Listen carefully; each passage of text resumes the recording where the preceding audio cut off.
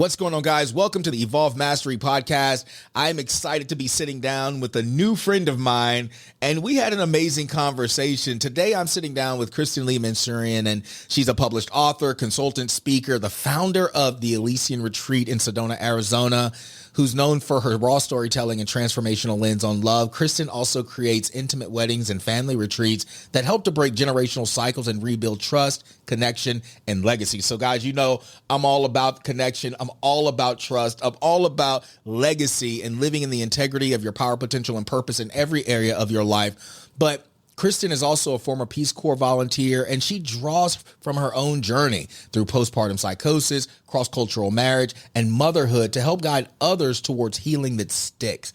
Because a lot of the times when we're growing, we'll take a few steps and then we go backwards. We'll take a few steps and we go backwards. But she really helps to guide people in a way that it helps them to stick and lock into that growth and that evolution.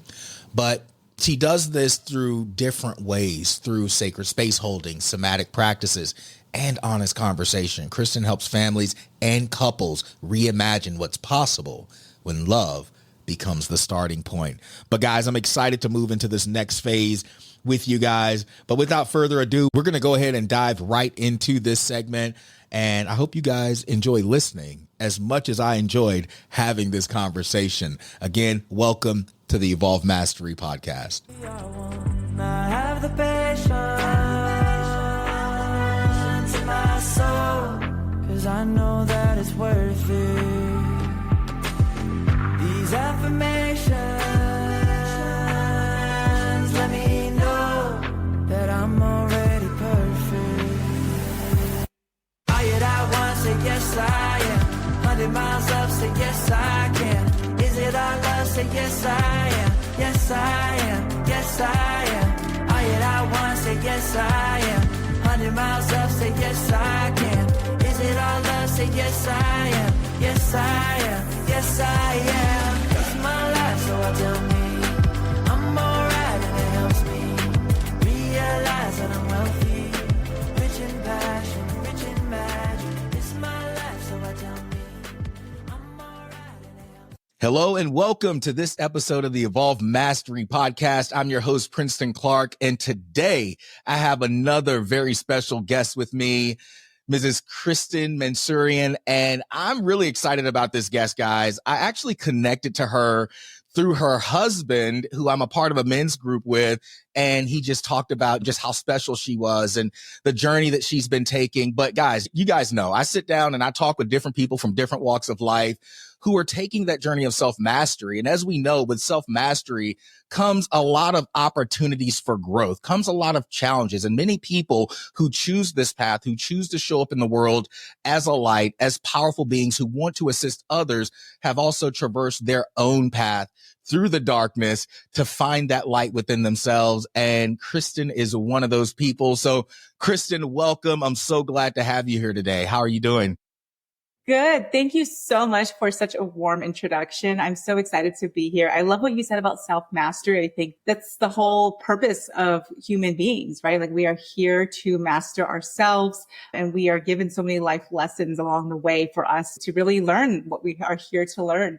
And so I'm so excited to talk today about my journey as well as maybe in yours together. And yeah, I'm excited. Thank you. Yeah, we're going to have a great conversation. I'm really excited about this one.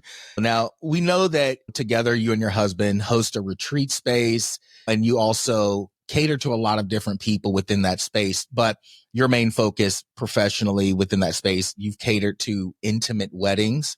And I know there's so much more to it than that, but I want to give you some space because you are also a returning thought leader after having a baby and growing through different phases in your life. And so the people in podcast land, they don't know you. They don't know anything about you. And so this is the moment where I just want to give you some space to kind of tell us a little bit about who you are now. And then if you feel free, open up and share a little bit about your journey and what has brought you to this point. I'm a mom, right? I'm also a daughter. I'm a creator. I'm an author. I'm a speaker. There's so many facets of me that I wish I could say. I can like literally write a whole long list. And I think that people listening in, sometimes they group themselves as like one role, but we actually fall into so many. And so currently I'm actually really focused on building a retreat space, continuing that journey. But later on, I really see myself speaking again on stages, writing another book. And when it comes to our retreat space, I'm so in love with it because we don't just serve intimate weddings. I think when people think about weddings, they think about the wedding industry, and it's a very performative space. I actually used to be a wedding planner in LA, and I planned 300-person weddings. And that was very stressful. And that experience taught me that a lot of weddings are based purely on performance. People are paying so much money just to have that feeling of like, wow, so many people came to my wedding. And the aspect of love is really lost. So we basically created a space where it's focused more so on the love itself and then legacy building. So I'm really excited to not just host weddings for people, but also have family retreats, as well as something I call it the embodied facilitator, which is where retreat facilitators actually get to host their own retreats, and we create that retreat package for them. So there's a lot to come, but essentially I would like to say that our space is really meant for the person that's becoming. I love that. Now, we often say you see the version of the person today and you hear the stories of why they got into the current work that they're doing. But we all know that the journey didn't start there. And I know you just recently went through a very challenging experience, and there's other experiences that you've grown through, but talk about major dark night of the soul experience. I'd love for you to kind of share, because I know there's a lot of people out in podcast land saying, and they're experiencing different things, and they're saying, how can I get to this point where I can share my message? How can I get to a point where I can start adding more light to the world by adding more light to my life? Because right now I feel kind of stuck. Right now, I feel like I've been through so much and I have so much potential. I know my soul is calling me higher, but how do I navigate through it? But just so they can connect more deeply to you and who you are and what's brought you to this point, I'd love to talk a little bit about what you just recently experienced, because I know there's a lot that we have in common as far as my story and your story, but you just recently came out of something very challenging. And I'd love for you to share a little bit about that, if you would. Yeah. So I really do think that darkness, you need darkness in order to have light, right? So I actually recently experienced something called postpartum psychosis, something that I never imagined would happen to me. I didn't even know that existed. I knew that postpartum depression was a thing. I knew that postpartum anxiety was a thing, but I did not ever think or believe that I would be someone that went through postpartum psychosis. But basically what happened was a year ago, I gave birth to my baby. I had a home birth in Sedona at our retreat space. And after the home birth, I actually had a retained placenta. So basically what that is that after you give birth to your baby, you also have to give birth to your placenta. And essentially when my placenta came out, it looked completely intact. I mean, I spoke to a friend of mine who also had retained placenta, but she had her baby in the hospital, and mine was so small, it was only half a centimeter, that it was undetectable to the eye. So my midwife who delivered my baby didn't notice it. I didn't notice it, obviously, as a new mom. And so essentially this retained placenta stayed inside of me and it developed an infection that I did not know that I had. And so that infection alone caused a snowball effect of me having reoccurring infections. It caused me to bleed out. It caused me to go to the hospital to get it removed.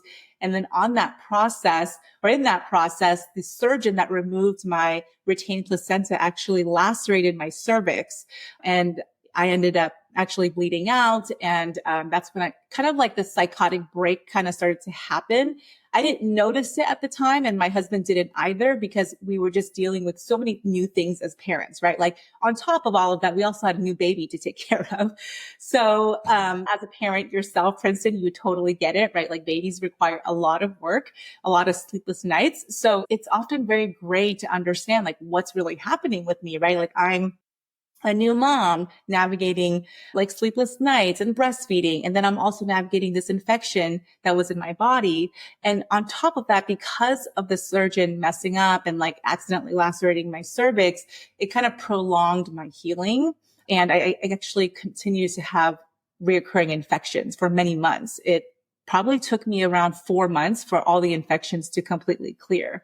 And the most important thing I want people to gather is that reoccurring infections, especially for women in the uterus, can cause psychosis. So that was like the main culprit of what happened. And what was really scary is that in the state of Arizona and in any state, we treat mental health separately than your physical health. So I guess my symptoms were showing that I was having depression or anxiety. So when I went to the doctor, they were treating my mental illness, not knowing that I had like a reoccurring infection. And that was like kind of tying into my delusional thoughts. I just have to take a moment and just be present with that and breathe with you on that, because I can only imagine, as a man who doesn't have to go through any of what you experienced, I can only imagine the weight, the pressure, the confusion, the fear, the worry, being a new mom and having this baby that's depending on you, and having a husband that you want to show up for, and all while trying to figure out what the heck is happening to me right now. And then, of course, having people in the medical space who don't really understand. They're not really treating it correctly. And so it goes a lot longer than it should. I imagine that felt like such a lonely time, because you're experiencing this, but nobody can really understand. What do you think it is, as now clearly you're on the other side of that? What do you think I always say there's a gift in every challenge. There's something that happens that comes for us, or comes to us rather, when we experience tough moments like that in life. And sometimes we don't really know what that is, but I believe just from our conversations, you found a lot of yourself returning after this experience. So what was that like, coming out of it and facing those fears and still processing through being a mom, being a wife, but more than that, just being an individual, a spirit on this journey? What was that transition like as you began to heal? Oh my gosh. Like the transition was not black and white. It took a while. In my healing journey, it took so much, not just what I learned from this experience is obviously trust. I think trust is the forefront of everything. I came from a family that was very scarce, like my a scarcity mindset, I would say. I grew up middle class. Like I didn't come from like a very poor family. However, my ancestors were poor. And what I mean by that is my dad actually grew up in South Central. His experience of life was of scarcity, right? And so even though he like kind of broke that mold with his own family, meaning he went to USC and he got a good degree and like he got a good job, like a lot of my childhood was through his lens of scarcity, right?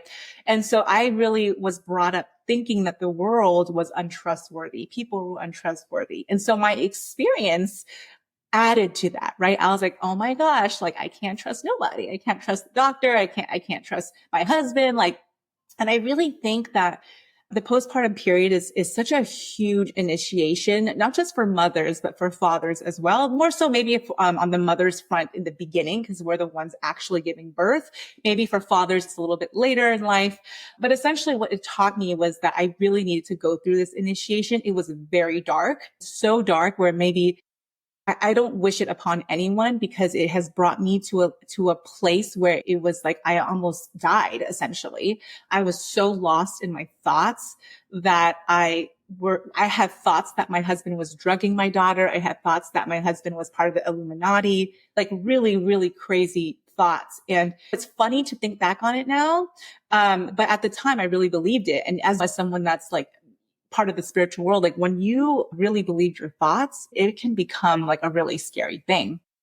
And so to answer your question, what I learned from this whole experience is that any big change, either it's birth, whether it's getting married, marriage is a huge one too that people don't realize. It's a portal. It's an initiation. It's a new chapter. And we really need to look at those emotions behind our behaviors. And that's also why I'm so passionate about what we're doing now with the retreat center, because most people bypass these big initiations and then it kind of like comes out sideways later. So to answer your question, that's what I basically learned from my whole experience. Learning to lean in and trust the process. Also, don't try to escape. I love the word initiation. Yeah. One of my favorite quotes is, if you change the way you see things, the things you see will change. Imagine if everyone saw challenging moments or those quote unquote dark night of the soul moments as initiations into a new version of you, initiations into a new reality. And they begin to introspectively ask the question, what is this teaching me about how I get to show up now? What is this teaching me about where I get to heal now? What is this teaching me about what I must let go of now in order to step into this reality to be this next version of myself? And it's so huge because you have to trust yourself.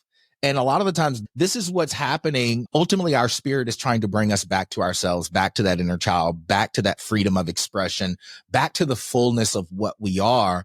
And with all the things that are in the way, situations, circumstances, emotional trauma, mental trauma, physical trauma, the things that can happen. There's a multitude of things that can happen in our life. I love that word initiation because it's initiating a process. It's bringing you back to yourself. And that's so beautiful.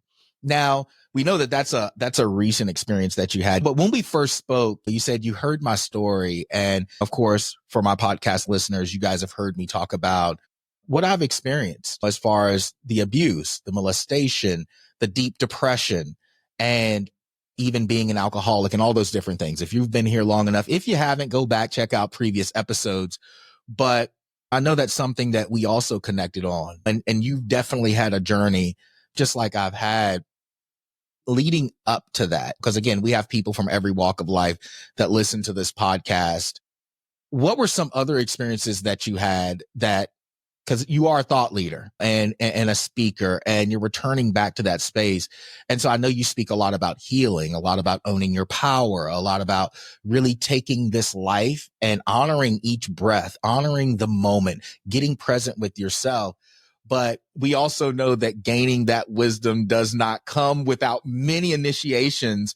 And so give us a little bit of your background, how you were raised, some of the things that you experienced that open the door for you to be that thought leader, that guide, as I say, for so many others. Yeah, I love that you say that. And I loved our conversation beforehand because it really opened the window of like the possibility of what we could talk about today. And to answer your question, I grew up, I think on the outside, people see it like, oh, she had a really normal childhood, right? Like her parents were middle class. She went to college, but there was so much underneath that no one saw. And I think that is the part that's the hardest for me, that the trauma that I went through was so different because, so for example, right, when I went through my postpartum psychosis, I had to go inpatient to an inpatient hospital. I was amongst other people that had mental health issues. And a lot of them came from families of like substance abuse, molestation, like very similar walks of life. Like, for example, like you, I didn't go through I didn't have any history of like substance abuse because my parents didn't believe in that. Like we're Asian and we're allergic to alcohol. So in a way, I almost feel like God blessed me in that sense because I never got to experience that. However, what I've learned recently is that you don't have to have substance abuse to experience trauma, because something that I used to cope for many years without realizing that was super unhealthy was actually like my toxic thoughts about myself. So as an Asian American, I grew up with a dad that was very critical. So nothing was ever good enough for him. And I actually was abused as a child. My dad didn't drink, right? So he didn't even have a coping mechanism. Imagine if you didn't get to drink. You just bottled up all your emotions. And of course, you're going to lash out on your family, right? So I was like on the receiving end of that.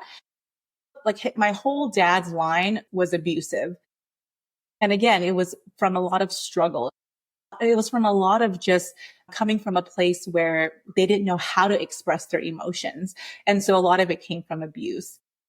And I want to talk about the substance abuse part too, because I didn't grow up with alcohol, I didn't have any place to cope. Like for me, it was just all in my mind. I was just like in my mind all the time. And it came out in so many different ways. It came out in anger. It came out from criticism. I remember when my husband and I first started dating, I was just criticizing him all the time, thinking that was like super normal, but it was from a lot of trauma. Like it was a trauma response. And so I think that because of so much mental trauma growing up, I also experienced depression. I also experienced anxiety, but it was masked. It was masked because as an Asian American, I had to look the part. I had to be a good girl. We're often seen as very like silent and we don't really express our emotions, but all of that was bottled up. And I really do think part of it was released during my postpartum. It kind of like, it had to come out some way. So there you go. Well, one thing we know is you can't hold it down for long, especially when you have a calling, when you have a purpose. Even if you aren't even aware of any of those things, the more you push down, it's eventually got to find a way to come out. And it's those moments where we get hit, we get blindsided by life or by an experience, that a lot of that stuff begins to come up. And it's so crazy how you can really deceive yourself into thinking you're okay. Because again, the masks I learned how to create masks really well when I was in high school because of my deep depression. I was the person that made everybody laugh. I was the person that showed up. I defended people, and I would cry myself to sleep at night, and nobody saw that. Nobody saw that version of me. And I did that for years. But unlike you, alcohol, drugs, those were my coping mechanisms because I was trying to find an escape. And so in a way, it's kind of a blessing that you didn't have that coping mechanism, because it's so easy to get lost in it. Because at the end of the day, if all I have is my masks, when I'm at home or when I'm by myself, it doesn't matter if I have a mask, because the masks are not for me. It's for everybody that I'm experiencing. But when I'm by myself, the only thing I can do is face myself. So when the awakening point comes for someone who doesn't have those other coping mechanisms, it can be a massive awakening, a massive shift at once, because they don't have anything else to turn to. And so, yeah. And so I know that you experienced a lot of that, but go ahead, continue. I was going to say that masks can also come in the form of hustle or like to like constantly doing things, right? Because I didn't drink, like basically drinking made me break up out into hives. In a way, it's a blessing. And again, I still feel very blessed that I don't turn to alcohol, but turning to like an obsession over working or like being a workaholic. Again, people might think, oh, that's such a good thing, but we're human beings. We burn out. And just like what you said, it's going to come out one way or another. And in my case, I really think that my postpartum was not just the retained placenta. In a way, yes, that happened. But when I look at it from a spiritual lens, it was almost like I couldn't avoid it. It was part of my karma. It was part of like what I had to go through in order to be where I am today. Wow. Talk about not only having a higher level of awareness, but also taking a high level of accountability through the experience. I think that's something that we often run from, is that accountability and also that responsibility. I was recently talking about this, and I said, if you break that word responsibility, if we say my life is my responsibility, that means my life is based on my ability to respond. How I choose to respond to it is creating my reality. And a lot of people you hear, they say, I know I create my own reality. I create my own reality. But do you understand the magnitude of what that means? How you think, how you speak, how you respond to your life in every single now moment is creating the reality of the next now moment and the future now moment.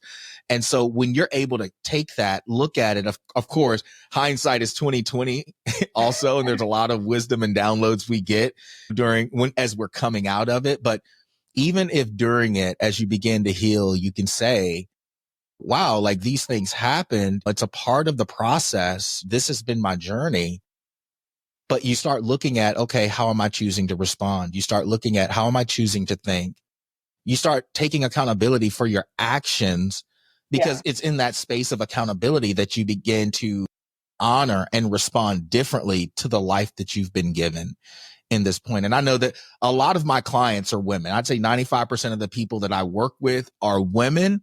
And so I know listeners out there right now that are listening to this, and also men, we all grow through things. And I know men don't often talk about things, but I'd love for you to lean a bit more into, as you begin to acknowledge and become more aware of the opportunity that you had been given, going back to that word you used, it initiated a process of awareness. What was something that you begin to learn about yourself through this process that maybe someone else out there, another woman or another man who is going through a dark night, or maybe they're playing the victim. They're pointing the finger at everything external. What would be a piece of advice that you would give them based on what you've learned and how you handled the trauma and how you handled the, I guess we could say the initiation of what you experienced? Yeah, that's a great question. When I was going through my initiation and through my dark night of the soul, I was not taking any responsibility. I think that what I would like to say is that everything that's hard in life will pass. Like life is cyclical, right? Like if you're going through a hard time right now, just know that it's not going to be forever. I will say that when I was going through what I was going through, it feels like forever. When you're in it, it definitely feels like forever.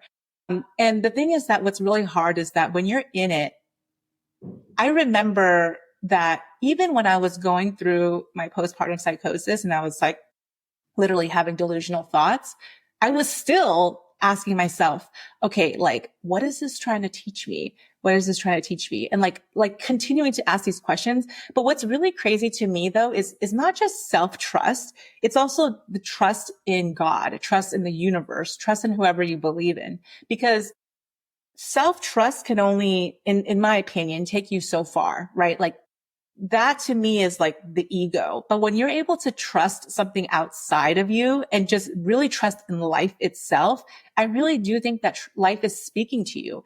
Right now, I'm in the process of going through a course in miracles. I don't know if you're familiar with that book. Mm-hmm. I'm on day 10 right now, still in the very beginning. But when I start to really play with life and like be open to what life has to give me, there are literally teeny mini like miracles happening in my life every day. I swear, I feel like the universe is just talking to me all the time. And I think that most of the time people miss that. They're so busy in their everyday life that they're not realizing that there are signs everywhere. There's a quote that says like, if you are looking for flowers, you'll always find them. I really believe that when you're going through the dark night of the soul moment, that is really meant for you. I like to say that my postpartum psychosis was like the best thing that happened to me, because if it wasn't for that, I would never be able to see life the way that I see it now. Granted, it sucks at the time. Like I said, I almost faced death, but I do think that if you are going through a dark night of the soul, just know that it's not forever. It's a season of your life that you need to tend to it, whether it's just staying in it, staying in those emotions. Maybe the lesson for you is learning how to just be with your emotions. That alone is really, it's like challenging work, right? And know that it will never last. It's there for a reason. Mm-hmm. Oh man, so much that I want to say to that. That was good. But I specifically loved how you spoke about having that divine connection to the external, realizing that there is something greater than you. Before you had a name, you had a purpose. Before you didn't come from nothingness. Your soul didn't come from nothingness. And personally, that's something that I realized as well when I failed to commit suicide. That moment, after that experience, I realized that something greater than me, life, source, universe, God, whatever pronoun people want to use, I believe the finite mind can't even begin to comprehend the infinite. But we're experiencing it every day. It's moving in every experience. And our spirit, I firmly believe this, knows and understands every challenge before we ever even face it.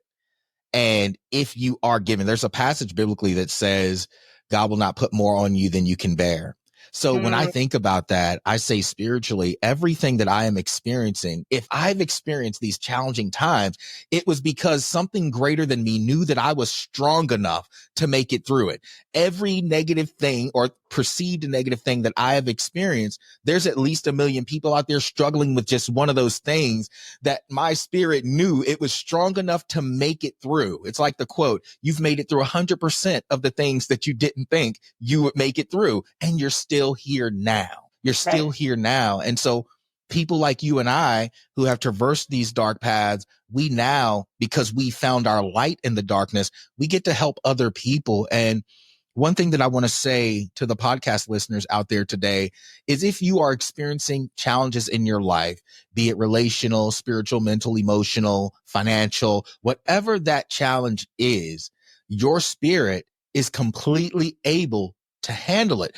But you got to disconnect from the ego. You got to disconnect from this idea that something's wrong with me. My life sucks. You got to disconnect from playing the victim. You don't understand this person did this and this happened to me. Understand that everything you've experienced, I always say for myself, my pain was preparation for my purpose. Yeah. There is something being called out of you. Something being called out of you. And I like the analogy of the vessel that breaks and all the cracks are filled with gold. Mm-hmm. You are going to be better for what you've experienced. And I know, just like Kristen said, it doesn't feel like it when you're in it. It didn't feel like it when I was struggling with deep depression, couldn't sleep at night, having to drink myself into oblivion just to be able to function, having to stay high just to feel like I was still alive. It didn't feel great in that experience. It didn't feel great when I tried to take my life. It didn't feel great overcoming the abuse and the molestation. But on the other side, I realized, and just like you said, I am grateful for every experience that I've had, because if it were not for those things, the person that you guys get to hear, the light you get to see, the smile, the passion, the inspiration I get to share and that Kristen gets to share, it wouldn't be there. You know, and so what I want to challenge everyone listening to do today is ask yourself, as we've said before, what is this challenge offering me the opportunity to evolve into? What wisdom is it gaining, or am I gaining? What truth is being spoken to my soul right now? How have I been neglecting myself? How have I been putting other people or circumstances before me? How have I been neglecting and not honoring each breath in my life? Because it's something, you get one life to be this version of you. And it's so easy to get caught up in the process of survival that we forget how to live. And what we want for you guys is for you to live, for you to understand that you are special. You are divinely unique. There never has been, nor will there ever be another version of you on this planet. You know, and so we just want to encourage you to be the best version of you. And again, Kristen, coming back to you, I know you there's a lot that you have to share, but what do you feel your purpose is in this season of your life as far as the impact that you want to have and the space that life currently has you in? Yeah. So right now I'm definitely in a season of reaching people that want to end the cycle, whatever that cycle may look like for them, right? Because the thing is that when it comes to either marriage, relationships, we often take so much from our past, from what we see growing up from our parents. And I really, as a mom now, it's just, my purpose is just so much stronger because I do not want to see my daughter repeat what happened to me in my childhood. And that means that I need to do the work, right? It has nothing to do with her or my husband. Yes, my husband is half of the equation, but I can't force him to do something that he doesn't want to do. So really my main goal is to make sure that I'm mastering myself in terms of healing a lot of my family trauma and creating a space where other people can do the same. So that's also why the Elysian Retreat has evolved so much after postpartum. It's no longer a space for just intimate gatherings. I think that was the whole intention before I became a mom. But now it's a place of legacy building. It's a place of healing a lot of generational trauma, starting from your wedding day. It may seem really heavy. That's also why with our weddings, it's much more lighter and it's much more focused on like the couple itself and like what kind of legacy you want moving forward. But we also have family retreats where we actually unwind a lot of generational trauma through modalities like CFT.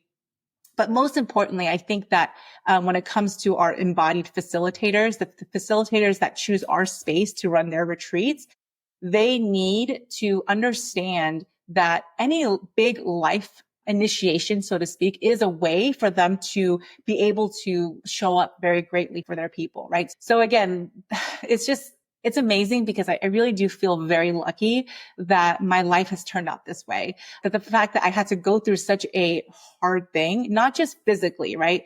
But mentally. I do think sometimes what you said about how like doesn't give you much more than you can handle. When I was going through that, I really, really felt, okay, there must be no God because I'm handling so much. I can't bear it. And when you talk about suicide, that was actually something that I contemplated as well. I went through such a dark hole. My thoughts became so delusional that I contemplated that. And I really think that God really put me in that position because it's such an extreme level of things that I kind of like didn't get to navigate. I didn't get to sit with my emotions growing up. All of these things pushed me to be still. It pushed me to look at myself versus hustling. During that time when I was in postpartum, I was not working at all. My husband carried most of the things, like the baby stuff. My team carried everything when it came to work. And there were many times where I felt so ashamed of myself. I'm like, there's no way I can like have this retreat center. I literally told my husband, I'm like, we need to close our business down. I don't feel like I'm in integrity to like have people come to our retreat space and heal when I'm like in the middle of my crisis. And so I guess to kind of wrap everything up, whatever stage you are in, just know that you are worthy of healing, right? You are worthy of healing, not just yourself, but all of your family generational trauma. Because in order for you to really make a difference in the world, you need to heal that part of you, not just yourself, but your family. Most people want to just focus on teaching what they know without healing the parts of themselves that are still keeping them back. And that's where I really want to help people with. I love that. And I love that you shared that bit about judging yourself and critiquing yourself because you weren't able to work. You weren't able to show up. You started questioning your worthiness, your capacity or your capability in showing up for others. And this is something that I often say. It's okay. We have to get to a point where we're okay not being okay sometimes, where we understand that life is going to have certain ebbs and flows on this growth journey. And sometimes you need to pause because there's power in the pause. There's power in the pause. There's presence in the pause. And when these things come and it feels like life just kind of halts everything, that's life saying, I love you so much that I need you to focus on you right now. I need you to be still. I need you to just grow through this process. Allow yourself to feel what's happening, what's coming up for you, and don't judge yourself for being human. You are a spirit on a journey having this human experience, and there is a plethora of things that you're going to experience positively or negatively, however you want to quote unquote label them. But there are so many different human experiences that we're going to have, and all of them are not going to be favorable. All of them are not going to feel good. And so you have to get to this place where on the spiritual journey, you understand that anything that does not serve you, doesn't deserve you, is going to be brought up. It's going to be brought up for you to feel through, for you to address, and for you to heal. And that's such a beautiful opportunity, but we have to change our perspective around it. And also what I want to say, and podcast listeners, you've probably heard me say this before, true awakening and true healing is waking up and realizing there was nothing wrong with you. Because I think a lot of the times we grow through these experiences, and because we have a human experience that's not favorable, we start believing that something's wrong with us, that something's not right, or that I'm not good enough, I'm not worthy enough. No, there's nothing wrong with you. It's just an experience. It's a season. And just like naturally in nature, there are seasons. There's a season for things to be born and for things to grow. There's a season for things to die to make room for the new growth of the next season, so on and so forth. There's a season of showers that come to water the seeds that have been sown prior so that in the next season, things can grow. And so you're growing through seasons as well. So when these challenging moments come, lean into the season. You are not broken. You are not unworthy. You're being given an opportunity to pause, rest in the season. It's okay not to be okay. It's okay not to be a perfectionist, and to feel like things have to be a certain way. And I'd love to hear your thoughts on that as well, Kristen. Yeah. I love that you say that. Here's the thing. That's something that I recently learned as well. I used to really judge myself. Like, for example, I really do think that I have undiagnosed ADHD. I think my husband does too. We both kind of was like, I think we both have it. But here's the thing, like, so what? Like, sometimes I like judge ourselves. I'm like, oh, we're like messy people, or like, we're not as organized. Like, we need to be like X, Y, and Z. And then like, when I learned this concept, it really freed us, and it really freed me, because I'm like, okay, so what if we have ADHD? Okay. And so what if we let our daughter like play in the mud and it's not like perfect? Once I really sat with that, it's like, these are just judgments that we have on ourselves, that we need to be a certain way. We need to be organized. Our car needs to be spotless. Our room needs to look like this, right? What if we're just easy on ourselves? And what if we're just gentle? And what if like those are our greatest powers? Sometimes I look at my mess and I'm like, that's the whole reason why I can be creative and I can think the way I think. It's because of my creative mess. And so oftentimes I think that we often are way too hard on ourselves, instead of saying like, oh, I should be more like this, or I should be more like so-and-so. Just relax into like, this is who you are. And that's why you're such an amazing human being. This is what makes who you are. And that's the most beautiful thing, because someone like me is different than my husband. Like, my husband can do things that I can never do, and vice versa. And once we are able to own that, that's when magic happens. Mm-hmm. It's amazing. It's so awesome that you bring up the ADD, ADHD, the labels that they've put on us in society. But because I was medicated for that, I was the same way, so hard on myself. Oh, because I was constantly told you have a learning disability. You're all over the place. And coming up, I was on medication for ADD, ADHD, hyperactivity from the time I was in first grade up until the 8th grade. And during that time, like, I felt like a zombie on that medication. I did not feel like myself. My hands would get really cold. My feet would get really cold. Even my family would recognize it when my parents would make me take it. They'd be like, you put that boy on those pills today, didn't you? He doesn't even look like himself. He doesn't sound like himself. And one day in my pre-algebra class, my aunt was my teacher in my pre-algebra class. And so I'm sitting sideways in my desk. I'm drawing.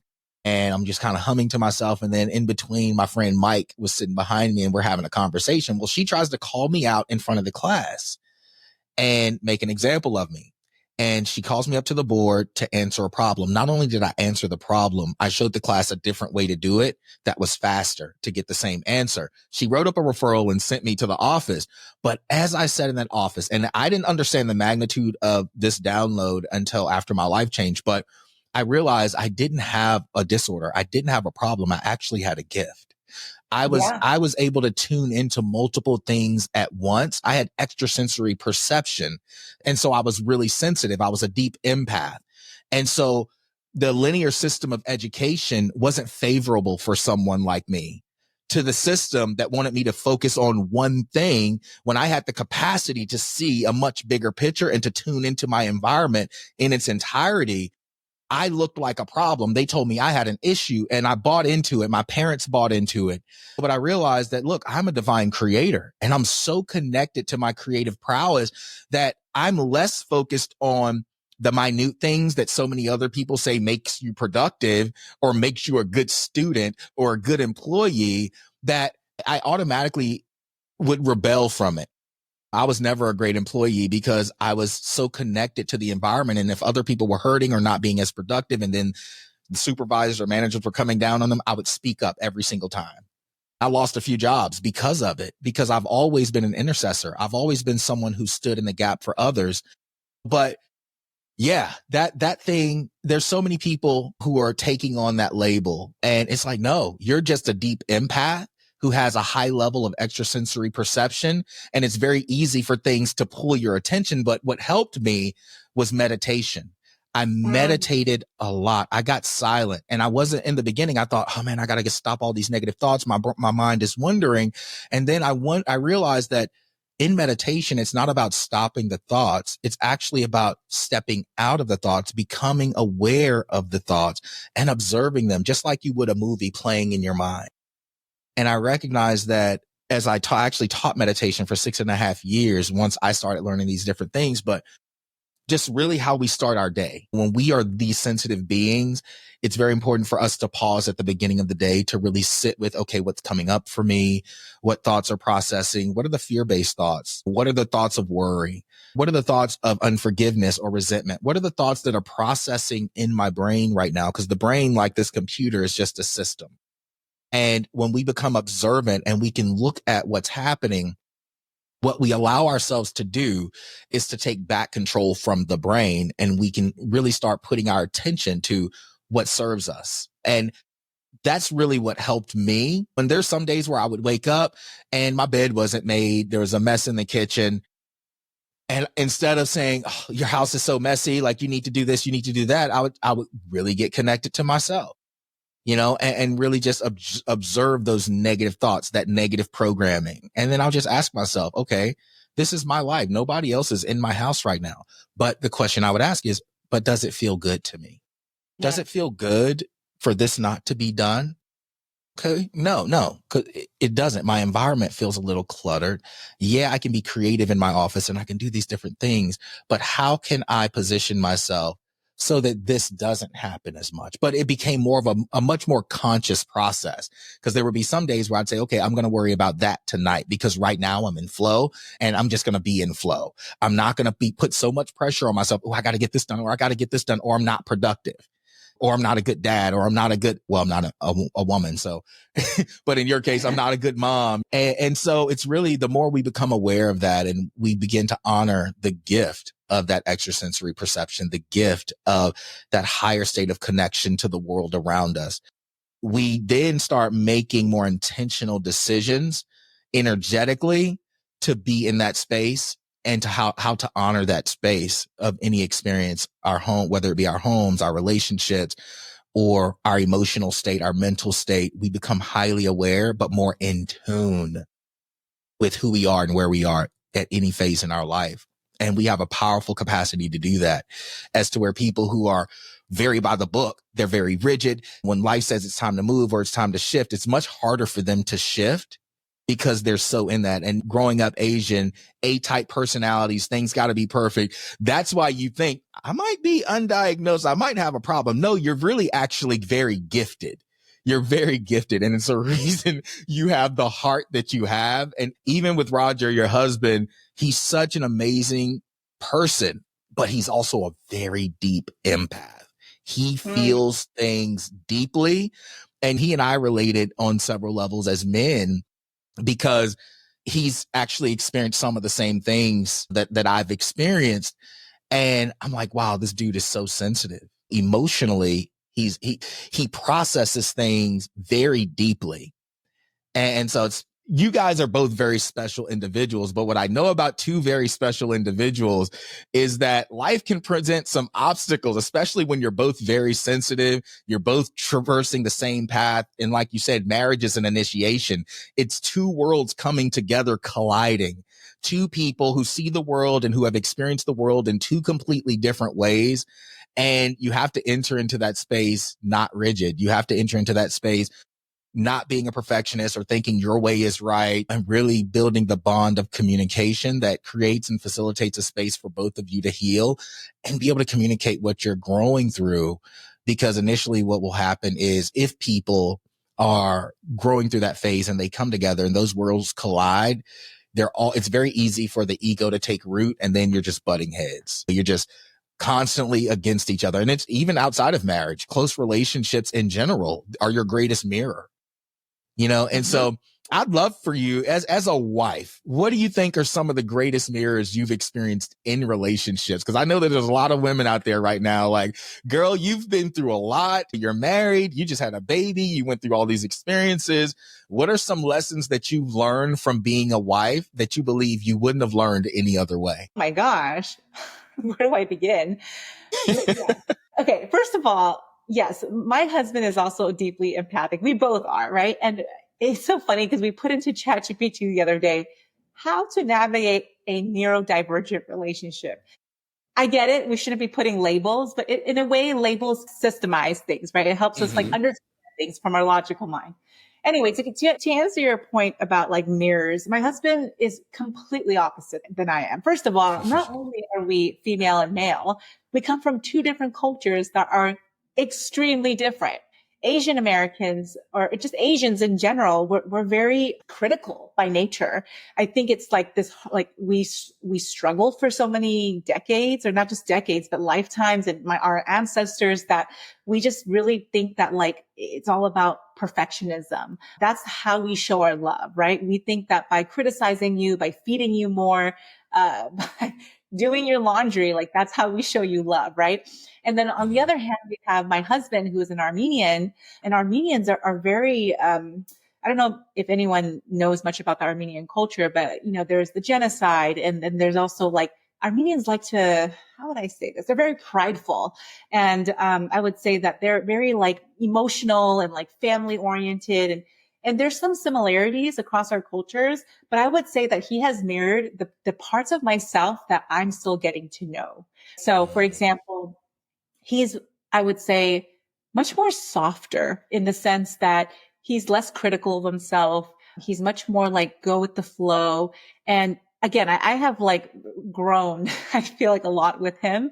But when we first started dating, I was just so hard and he was so soft, and we were constantly just like, I was just like criticizing him all the time, and he was just like getting really like sensitive with my criticism. And I would just say that I think that when we're able to see our partners as really just like deep parts of ourselves, then we can actually be a lot kinder to them, because he is basically the part of me that has not been expressed, right? Like he has really taught me how to be much more softer, how to be more graceful. And I have taught him how to be maybe like a little bit more self-responsible, or like a little bit constructive criticism, right? Like, so, and then whenever he gets like, feels attacked by me, or he feels like, oh, like my wife is like so annoying, it's the part of him that needs to like rise up and kind of like correct himself, right? And whenever I'm annoyed at him for not taking more action, or whatever the case may be, it's the part of me that needs to soften. So I don't know if that makes sense, but whatever relationship you're in, whether you're married or you're dating someone, that person is really just a mirror to the parts of yourself that needs the most love. I love that. And it's awesome how you share there.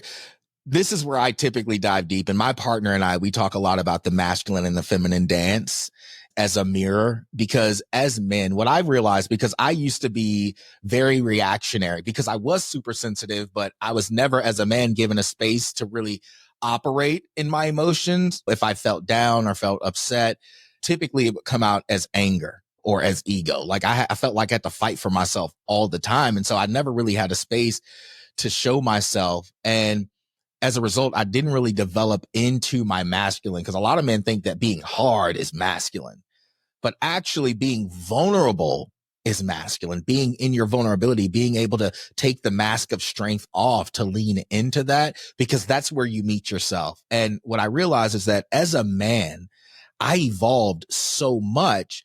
And one thing that, you know, my partner often says is the way that you hold space, the way you are so solid when I come and something comes up for me and you create space for me to talk about it and have the hard conversations. It's just like, I just love that, because I can lean into it.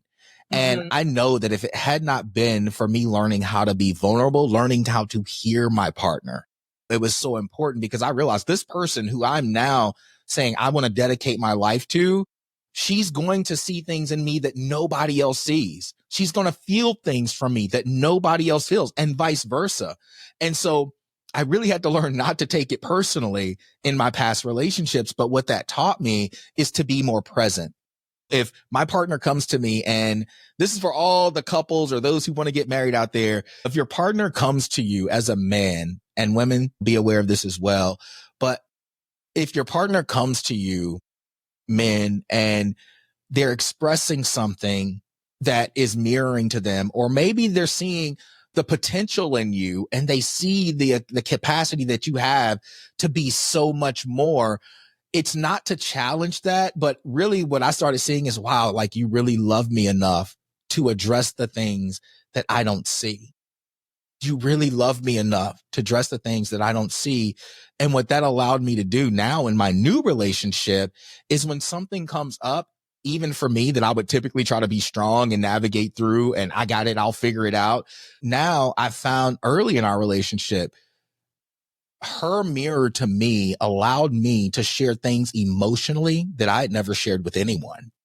And vice versa. My mirror to her allowed her to do the same thing without judgment.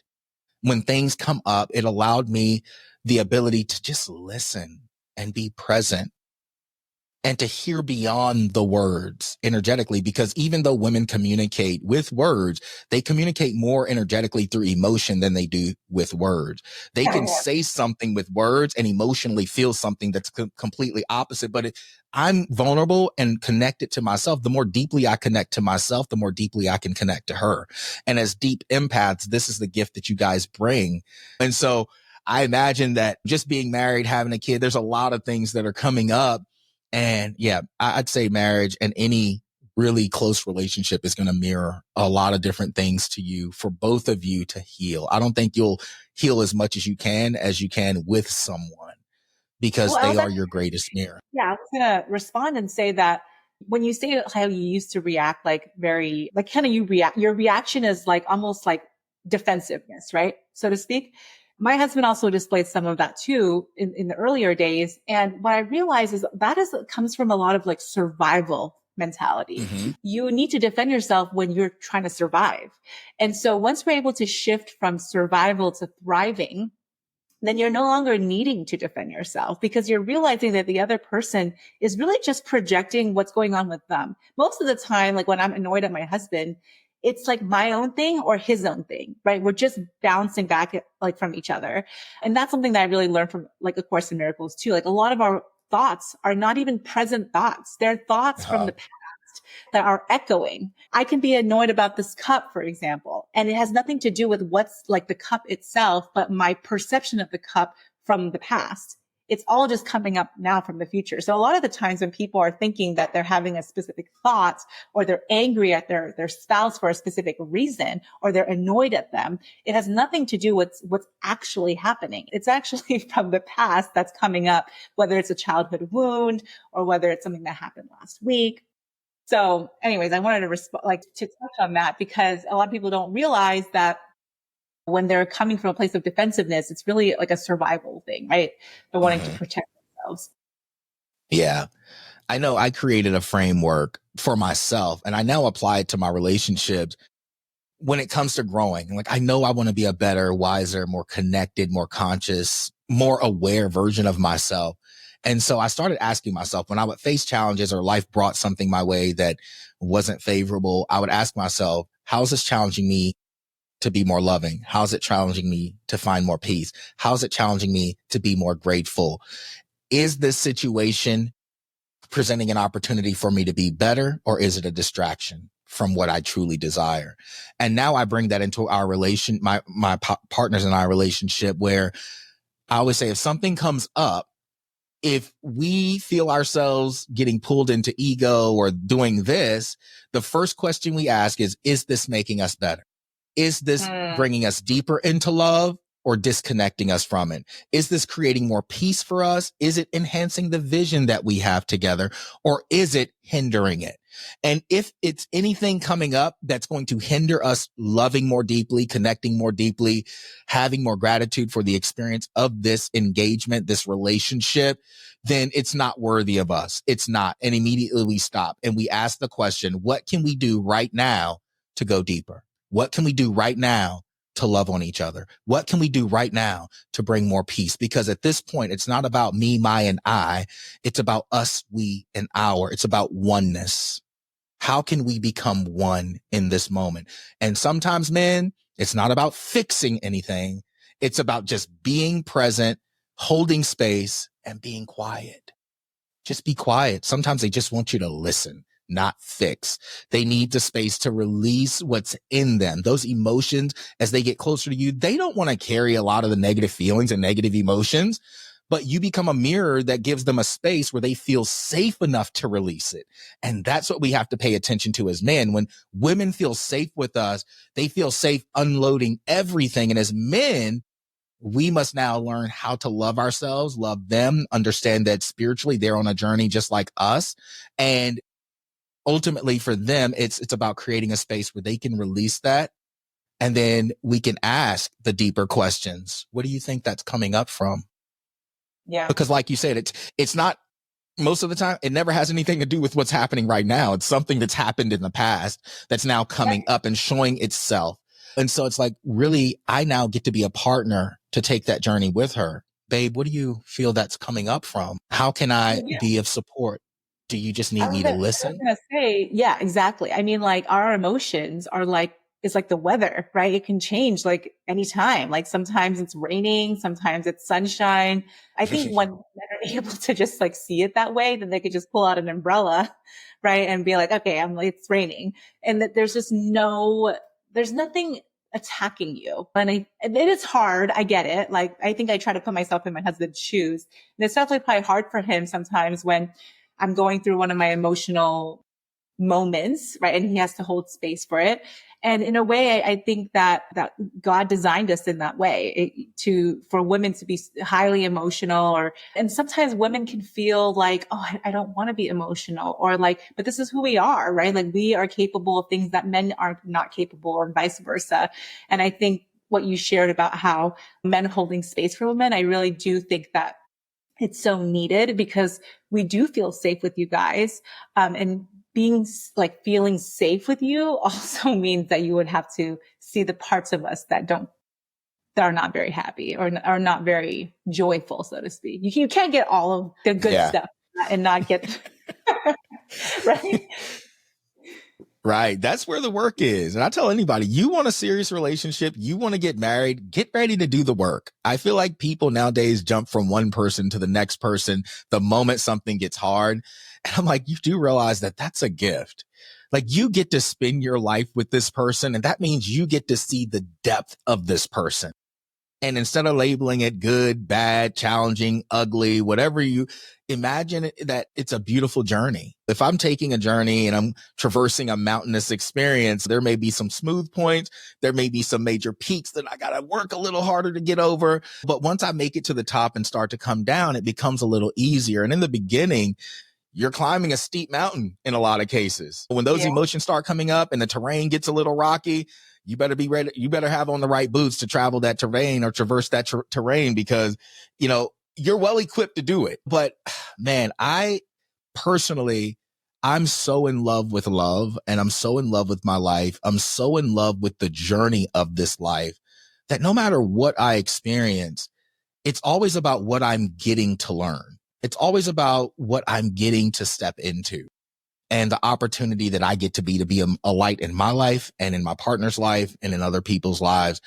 But it takes a lot of work, self-mastery, creating that space where you have the self-awareness, the self-discipline, the self-love, and the capacity to meet other people in that same space, but also learning how to be patient with other people, because your speed is not their speed. I don't care how much you love each other. Your journey is not their journey. And when you can create that space to say, okay, I have some things that I want to discuss, and I don't know how it's going to be received, but I just want to preface what I'm about to say with, I love you so much. And I'm just at a phase in this journey where I don't know if I don't know if any of this makes sense, but I'm so grateful that I get to take this journey with you. And I want us to grow. I want us to go deeper. Right now, we may be facing some challenges, but I'm so glad that I get to face this with you. But with that being said, there's some things that have been happening lately, and it's coming up. And in some cases, because we know when it's more us than them. And that's something that I ask. If emotion is energy in motion, which means it's based on my thought, whatever my focus goes to, that's where my energy is going to flow from. And so that's another thing. Before we communicate things, really ask ourselves, okay, what am I focusing on right now? What am I judging? What am I critiquing? Is this a product of old programming, or is this a product of something that I've been experiencing and I haven't opened my mouth to communicate? Because it's going to change the way we respond to it. And this is all emotional intelligence 101. because I know for me, it was very important to have a partner that was very emotionally intelligent, not reactive, but who could slow down, process, and then come to me from a space of, this is what's coming up for me. This is what I'm feeling. And in some cases, she would say, well, when you did this, I felt this way. And again, man, don't take that personally. Really assess yourself. Could I have shown up differently? Could I have said this differently? Is this a valid concern? Because how I've responded in the past, this wasn't an issue, but this is a new experience. So how I respond with my partner now may not be in alignment with who I've been and how I've showed up. It's an opportunity to grow. It's an opportunity, again, to look into the mirror, self-reflect, and step forward. And I know you and Roger are doing a lot of that. I've had chances to have conversations with him, and now getting to meet you. You both are such a beautiful couple, and the work that you guys are going to do together. I know it's early in the baby. Oh man, that's another mirror. That's probably going to be the greatest mirror either of you ever experience. Especially as they get older and start expressing themselves, and you start seeing the mirror of how you respond to things through them. And it's like, oh, wait a minute. I often say my kids are my greatest teachers. I've learned so much from my children because I saw so much of myself. But what I can say is, because I continue to grow with each one of my kids, each one of them reflects now the best parts of me. And so, yeah, there's definitely a journey ahead, and I'm just excited to stay connected to you guys. Maybe we'll have to host a retreat together or something at some point. That would be awesome. I was going to say that it's funny that you say that your kids are your greatest teachers, because one of my friends asked me, like, why do you want to become a mom so bad? Because basically to make it short, we had trouble conceiving. So we were trying to conceive for a year, and I started having these questions of like, why do I want a baby so bad? And I thought about it and I contemplated on it. And my answer to that was because I wanted to meet my greatest teacher.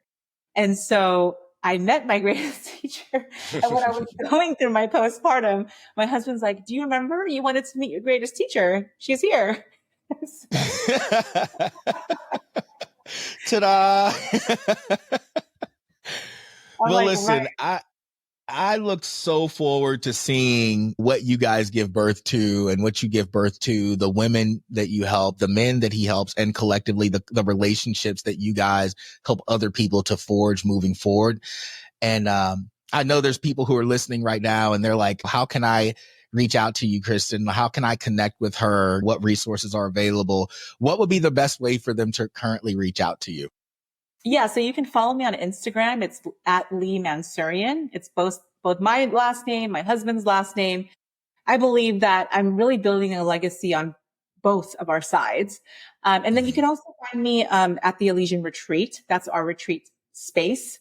And both on Instagram, you can visit our website at theelysianretreat.com. And I'm sure Princeton will drop all of those in the show notes. Yeah, I'm excited. We are definitely evolving. There's so many exciting projects that are being born. We're opening up a shop in our retreat space literally next month, where I'm curating very intentional wellness products, both for men and women, to the version of them that they're becoming. And so I'm very picky. So I know that these products will really be not just a product itself, but an extension of whoever is using it. So I'm excited. Thank you for having me. Awesome. There you have it. Evolve Mastery family. Kristen, I could literally sit here and talk to you all day.